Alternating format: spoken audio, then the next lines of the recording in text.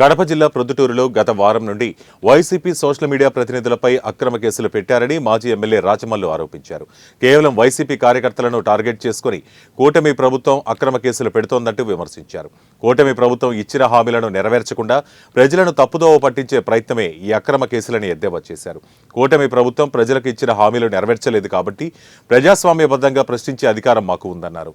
మా అధినేత నిర్ణయాన్ని స్వాగతిస్తూ సూపర్ 6 పథకాలు అమలు కాలేదని ప్రజల తరపున ప్రశ్నిస్తున్నామన్నారు. అసభ్యకరమైన పోస్టింగ్లు చిత్రం ఉండకూడదు. ఒక మనిషి వ్యక్తిత్వాన్ని హననం పార్టీ వాళ్ళైనా సరే మా వాళ్ళలో ఎందుకు పెట్టిన ఈవెంట్లో నేను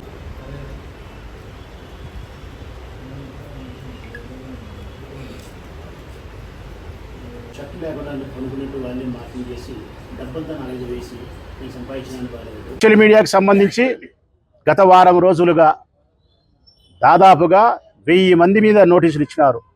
147 మంది కేసులు పెట్టినారు. 40-50 మందిని రిమాండ్ పంపినారు. ఒక 20-30 మందిని కుక్కలు కొట్టేట్టు కొట్టినారు. కుక్కల కంటే ఈరంగా కొట్టినారు.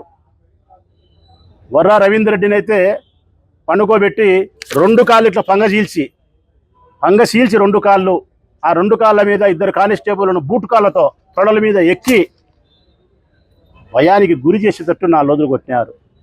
ఇంటూరు రవికిరణ్ కొట్టినారు. ఆడవాళ్ళను కృష్ణవేరని ఒక ఆయమ్మను కూడా ఫార్వర్డ్ చేస్తే సోషల్ మీడియాలో ఆయమ్మను స్టేషన్ పిలిపించినారు. హింస దేనికి హింస?